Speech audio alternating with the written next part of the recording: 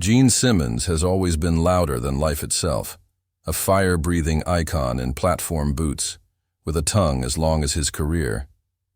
But now at 74, the headlines aren't about his theatrics. They're about what he's revealing. Not behind the makeup, but behind the man. In just a few weeks, Simmons has canceled 17 solo shows, agreed to an unmasked Kiss reunion, offered fans a bizarre $12,000 backstage day pass, and quietly listed his mansion for sale. Each move feels like a breadcrumb leading somewhere deeper, more final. Could it be the end of an era? Or the beginning of something Gene never dared to show before? After decades of portraying the demon, he's finally dropping the act, literally and figuratively. But what does Gene Simmons look like without the spotlight? Without the roar of the crowd? Without Kiss? In this documentary, we uncover the deeper story behind the headlines. From his unexpected tribute to Ozzy Osbourne, to the possible farewell he's not announcing outright. One thing's for sure, Gene Simmons may be unmasking more than just his face. He may be unmasking his truth. And the world is watching. The announcement hit the rock world like a thunderclap. After Kiss officially retired in 2023 with a dramatic farewell tour, fans believed the curtain had finally closed. But now Gene Simmons and the band are preparing for one final extraordinary encore. The twist? For the first time in decades, the performance will be unmasked. No black and white war paint. No pyrotechnic personas. Just Gene, Paul Stanley, and their fellow rock survivors facing fans as themselves. Scheduled for November 2025 in Las Vegas, the concert is not just a performance, it's a historic event. It marks the 50th anniversary of the Kiss Army fan club, and it's the first full show since their supposed retirement. But why now? Why unmasked? And why Vegas? For Simmons, this may be about more than celebration. It could be about closure. Throughout his career, Gene has carefully curated his image. The demon wasn't just a stage act, it was armor. It was a shield between the man and the myth. To remove the makeup now is to strip away everything that protected him from the world. And perhaps from himself. By facing the crowd unmasked, Simmons is no longer hiding behind showmanship. He's stepping into a realm few rock gods ever enter, vulnerability.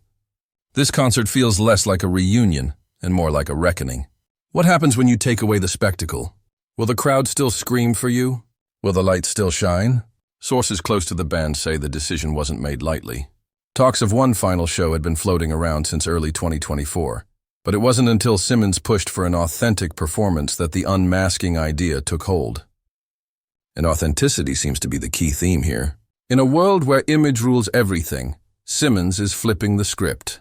Perhaps it's a nod to legacy. Perhaps it's a farewell cloaked in fanfare. Or perhaps, just maybe, it's Gene Simmons trying to connect with his audience, not as a rock god, but as a man nearing the twilight of a larger-than-life journey.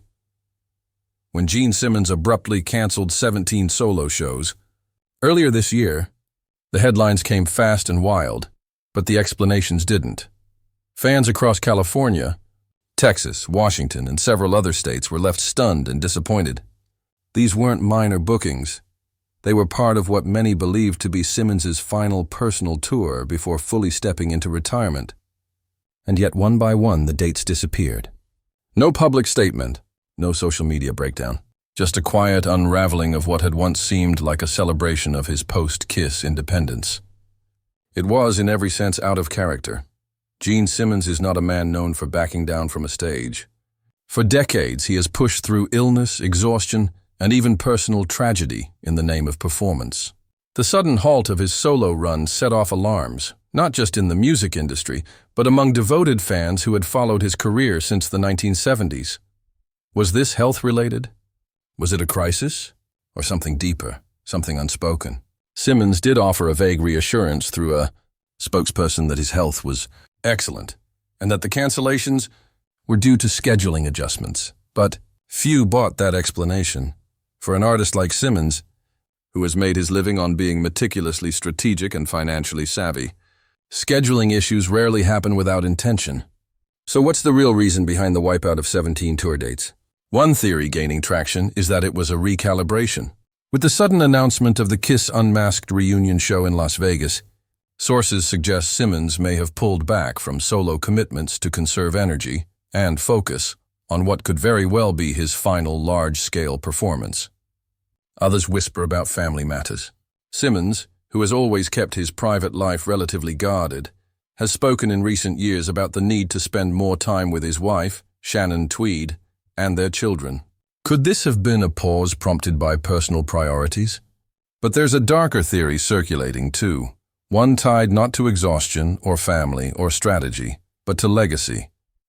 It's the idea that Gene Simmons is finally facing the limitations of time. After more than 50 years in the spotlight, even icons begin to feel the wear. Perhaps it's not that he can't do it, but that he no longer wants to. The cancelled tour dates might be less about circumstance and more about re-evaluation.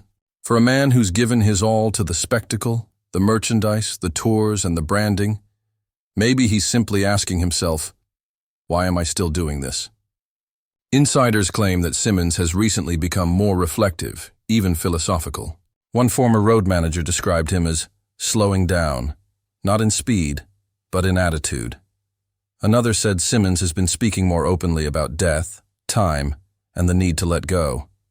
If these whispers are true, then the cancelled shows may be Simmons' silent confession, a way to exit without fanfare, without announcing retirement a second time. And yet, there's another possibility just as compelling. What if Simmons is setting the stage for something bigger, something unexpected? Could these cancellations be part of a larger plan? A reinvention? An evolution into something we haven't yet seen? With Gene, nothing is ever just what it seems. Every move, every silence, every cancellation might be its own form of performance. What's clear is this: fans noticed.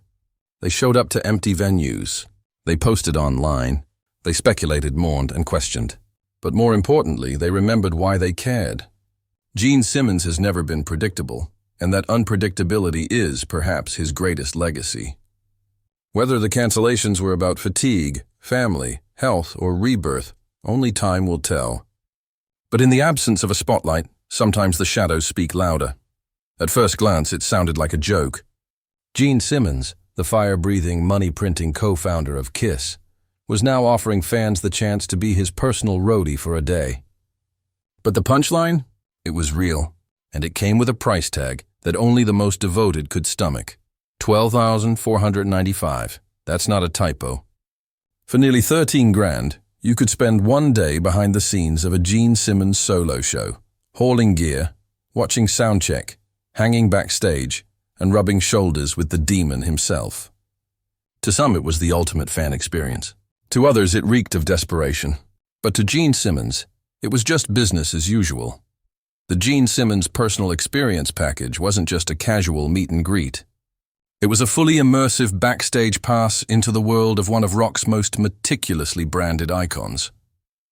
Participants received a signed bass guitar, exclusive photo ops, time with Simmons before and after the show, and a backstage view of the inner workings of a concert. They weren't just watching the performance, they were helping make it happen.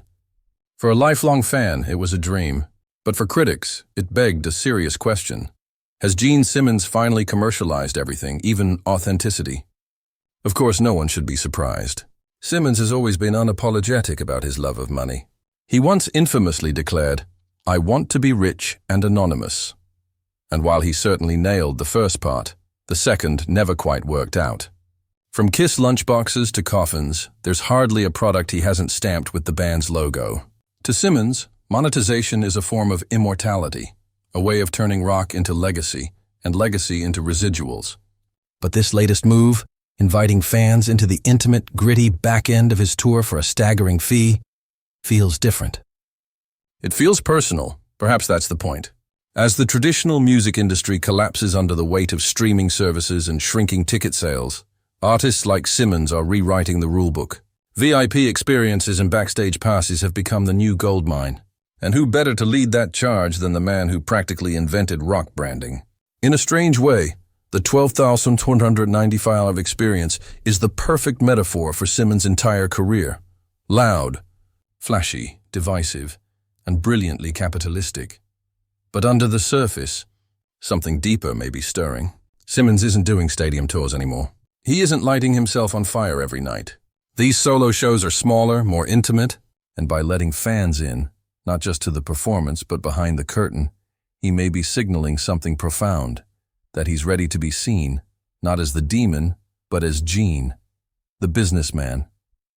The father, the man who's winding down. Many fans who attended the experience described it as surprisingly emotional. One participant recalled Simmons pulling them aside and asking, "Why do you love this band?" When the fan answered, Simmons reportedly nodded and said, "Because you were a part of it." That's why this matters. Those aren't the words of AM. More than some fans make in months. And the exclusivity of the experience, while exciting, also risks alienating the very people who made KISS what it is.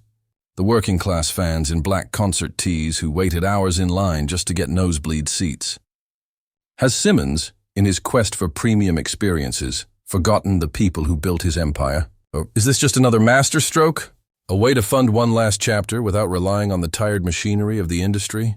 After all, Simmons has always been self-made, self-marketed, and unapologetically self-interested. The roadie experience might be a final flex, or a genuine farewell, or both. With Gene, it's never just one thing. What we know is this: the offer stood, and fans lined up. And in those fleeting backstage moments, carrying gear, tuning instruments, listening to sound check, it wasn't about money. It was about proximity, about legacy, about touching the myth before it disappears. And for some, that was worth every penny. For most of his career, Gene Simmons was a fortress, brash, bulletproof, and immune to vulnerability. But lately, that mask is cracking in ways few expected. The man who built his empire on fire-breathing theatrics and tongue-wagging bravado has started speaking about humility. And not just any kind of humility, but the kind he says he learned from another rock legend, Ozzy Osbourne. On a recent episode of the Fail Better podcast, Simmons took listeners by surprise when he credited the Prince of Darkness as one of the most profound teachers in his life. "Ozzy taught me humility," Gene said. "He treated everyone the same. From a fan on the street to a guy sweeping the floors. That's not weakness, that's power." For Simmons to express admiration like that, especially publicly, is rare. He's long prided himself on being the ultimate alpha, the self-made mogul, the guy who never needed to say thank you to make things happen. But the way he spoke of Ozzy sounded different. It was reverent, almost emotional. As if Gene, for the first time, wasn't just remembering a fellow rocker, but confronting his own mortality through him. And that, perhaps, is the greatest unspoken truth in all the headlines surrounding Gene Simmons lately. He knows the clock is ticking. Not just on his career, but on his legacy, his life, and the image he spent decades sculpting. Which brings us to another headline few saw coming. Simmons has listed his Beverly Hills mansion for sale. An ultra-modern, glass-heavy 7,700 square foot estate worth around $14 million. The house, with its panoramic views, floating staircases, and high-end eco-features, was more than a home. It was a monument, a castle for a self-proclaimed king, but now that castle is on the market. Gene claims it's part of a larger lifestyle shift, downsizing, spending more time in Nevada and elsewhere. Maybe that's true, but to fans and insiders alike, the listing felt symbolic, as if Gene wasn't just selling property. He was letting go of an era. Think about it. Within a single year, Simmons cancels tours, puts his house up for sale, opens up emotionally about Ozzy Osbourne, and agrees to reunite with KISS, unmasked no less, for a final celebratory show. That's not just a coincidence. That's a transition. A deliberate pivot from performance to reflection, from fire to ash. The man who once scoffed at introspection is now knee-deep in it. And for all his history of commercialization, Simmons is doing something that no merch deal can fake. He's revealing the man underneath the myth. Even his language has shifted. In recent interviews, Gene has dropped the bravado for a more grounded tone. He speaks about the importance of gratitude, the reality of aging, the need to be remembered for the right reasons. In one particularly candid moment, he said, "I don't fear death. I fear being forgotten." And maybe that's what all of this really comes down to. Not retirement, not real estate, not VIP experiences, but legacy. What does it mean to be Gene Simmons after the amps go silent? The answer might lie in his decision to step away from characters and stage personas and finally speak as himself. It's terrifying, of course. When you've lived behind a mask for half a century, facing the world barefaced is the bravest act of all. But Gene seems ready. Ready to tell the stories behind the roar. ready to let go of the mansion, the mystery, and maybe even the music. Not because he's defeated, but because he's done what he came to do. He conquered the industry, shaped the culture, and outlasted countless trends. Now he seems determined to do one last thing: tell the truth. And if his recent comments about Ozzy are any indication, the truth isn't about fire and fame. It's about people. It's about kindness. It's about the legacy you leave when the spotlight fades. For Gene Simmons, that legacy is no longer just about what he built.